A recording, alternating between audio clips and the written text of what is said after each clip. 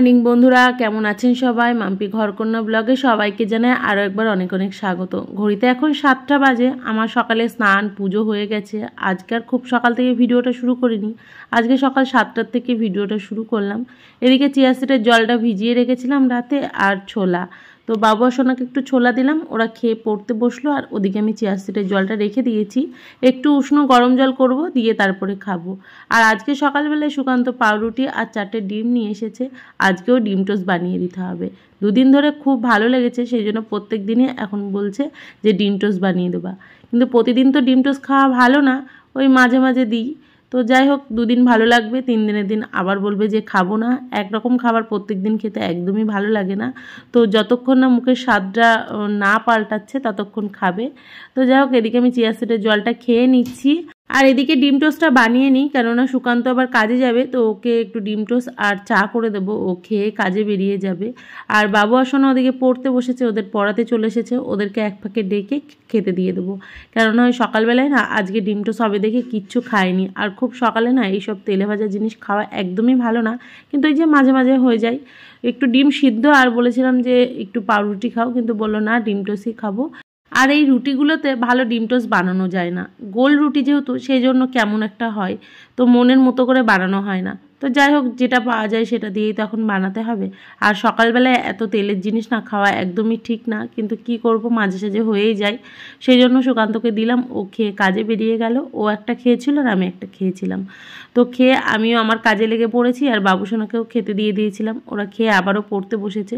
সকালবেলায় ওদেরকে বেশিরভাগ জল বিস্কুট বা মুড়ি বা হরলিক্স এগুলোই দিই খেতে। দুধটা একদমই খেতে চায় না, আর এত সকালে দুধ তো থাকেও না, কেননা খুব বেলা করে আসে, সেই 10টা সাড়ে 10টার সময় আসে। তো দুধটা আর এখন নিচ্ছি না, কেননা একদমই খায় না, ওই ফ্রিজে জমিয়ে জমিয়ে লাস্টে নষ্ট হয়, নইলে আমাদের খেয়ে নিতে হয়। সেই জন্য আর এখন আমি দুধ নেওয়াটা বন্ধ করে দিয়েছি। তো সন্ধ্যেবেলাতেও ওই আমি হরলিক্স বা একটুখানি ছাতু গুলে দিই, এইগুলোই দিই খেতে। আর যতটা পারি ঘরের জিনিসই দিই, খুব কমই আমি বাইরের জিনিস খেতে দিই। যেটা হয়তো খেতে ইচ্ছা করলো আমি বাড়িতে বানিয়ে দিলাম, এরকমটাই করি। কেননা বাড়িতে বানানো খাবারটা খাওয়াই ভালো, দোকান থেকে খুব কমই কিনে কিনে খাবার খাই। ওই মাঝে সাঝে একদিন হয়তো এনে দিলাম, ওইটাই। তো যাই হোক, এদিকে আমি রান্না বসিয়ে দিয়েছি। আর আজ হচ্ছে শুক্রবার, বাবুসোনাকে স্কুলেও দিয়ে এসেছি। ওদেরকে স্কুলে দিয়ে আসার পরে আমি এই রান্নাগুলো করছি। সকালবেলায় ভাত করেছিলাম, ভাত আর একটু ডাল করে ওদেরকে খাইয়ে স্কুলে পাঠিয়ে দিয়েছিলাম। মানে আমি গিয়ে দিয়ে এসেছি, তো ওদেরকে স্কুলে দিয়ে এসে আবার আমি রান্না বসিয়েছি। আর আজকে ভাবছি কি রান্না করব, দেখলাম যে ফ্রিজের মধ্যে একটা মাছের মাথা রয়েছে, ওটা দিয়ে একটুখানি মুড়ি ঘন্ট বানিয়ে নিই, কেননা ওটাও সুকান্ত খেতে ভালোবাসে আর আমরাও ভালোবাসি, মানে প্রত্যেকেই আমরা খাই। বাবুসোনাও খাই দেখে আমার কোনো অসুবিধা হয় না। ওদিকে দেখি বাইরে ভীষণ মেঘ করেছে, তো কিছু জামা কাপড় মেলা ছিল, সেগুলো আবার তুলতে যেতে হবে। সেই জন্য তুলে নিয়ে এসে আবার রান্নায় মন দিয়েছি, কেননা এদিকে রান্নাটা না হলে আবার মুশকিল, কেননা ওদিকে আবার স্কুলের ছুটি হয়ে যাওয়ার সময় হয়ে যাবে।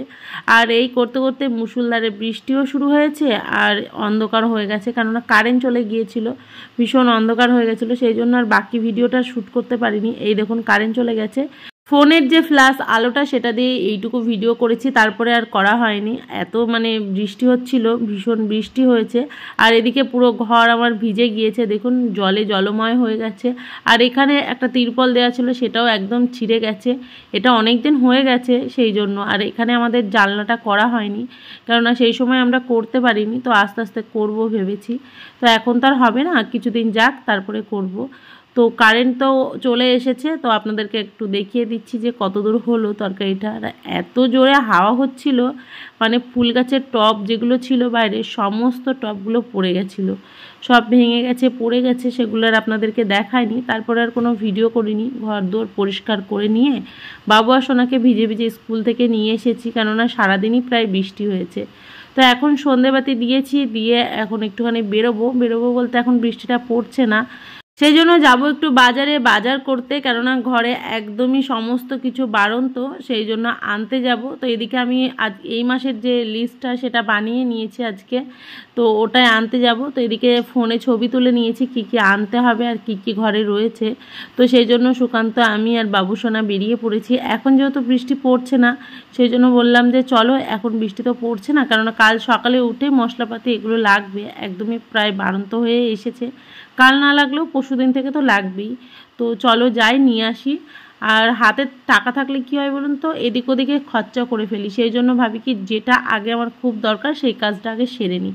তো এদিকে বাজার করে নিয়ে চলে এসেছি, আর আসার পর মানে বৃষ্টি শুরু হয়েছে, আর এসে ভীষণ খিদে পেয়ে গেছিলো। একটু মটর ভিজিয়ে রেখেছিলাম ঘুগনি করব দেখে, তো সেখান থেকে কিছুটা মটর নিয়ে নিয়েছি, মানে সিদ্ধ করে রেখে গেছিলাম। তো সিদ্ধ মটর একটু তুলে নিয়েছি, আর এখানে দিয়েছি একটু শসা, পেঁয়াজ, টমেটো, আর দিলাম একটু চাট মশলা, একটু লঙ্কা, আর একটু লবণ দিয়ে ভালো করে একটু মাখিয়ে নেব।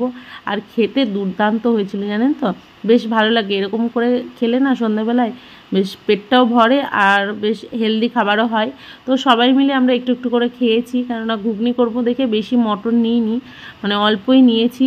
রাতে যেহেতু রুটি দিয়ে খাবে, সবার যেহেতু এত জোর খিদে পেয়ে গেছিলো, সেই জন্য আমি আর শসাগুলো বেশি কুচি কুচি করিনি, আর পেঁয়াজগুলো বেশি কুচি কুচি করতে পারিনি, একদম ডুবডুবো করে কেটেই একদম মাখিয়ে নিয়েছি। তো ওদেরকেও দিয়েছি, আর এখন আমি একটু টেস্ট করে দেখছি। খেতে কিন্তু খুব ভালো লাগছিলো, আর খিদের সময় না যদি একটু কিছু টেস্টি খাবার হয় তাহলে তো আরোই বেশি ভালো লাগে।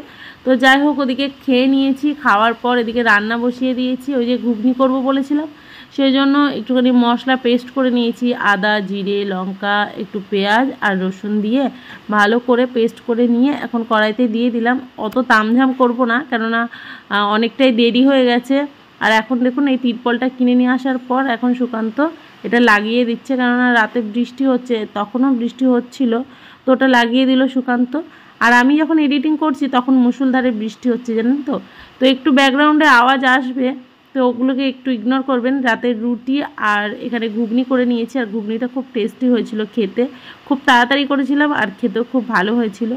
খাওয়া দাওয়ার পরে রান্নাঘরের অবস্থা একদমই খুবই খারাপ, তো একবারে পরিষ্কার করে নিয়ে আপনাদেরকে দেখাবো। এই দেখুন এক বেসিন বাসন হয়েছে, আর রাতেই মেজে রাখবো, কেননা যেই বৃষ্টি হচ্ছে সকালবেলায় উঠে আর মনে হয় যে মাজাও যাবে না, আর সকালবেলায় উঠে অনেকটা সময় লেগে যায় দেখে আমি রাতেই সমস্ত কাজ গুছিয়ে রেখে দিই রান্নাঘরে। আর এদিকে বাবু আর সোনাও পড়তে বসেছে, কেননা খেয়ে উঠে আবারও বসেছে, সকালে পড়া আছে দেখে। তো এদিকে আমার বাসন মাজা হয়ে গেছে, রান্নাঘর গোছানো হয়ে গেছে। 1 থেকে 1.5 ঘন্টা সময় লাগলো, কালকে যেহেতু শনিবার সেই জন্য একটু সময় লেগেছে। তো আজকের মতো এইটুকুই ভিডিও, দেখা হচ্ছে পরের ভিডিও। সবাই ভালো থাকবেন, সুস্থ থাকবেন, টাটা।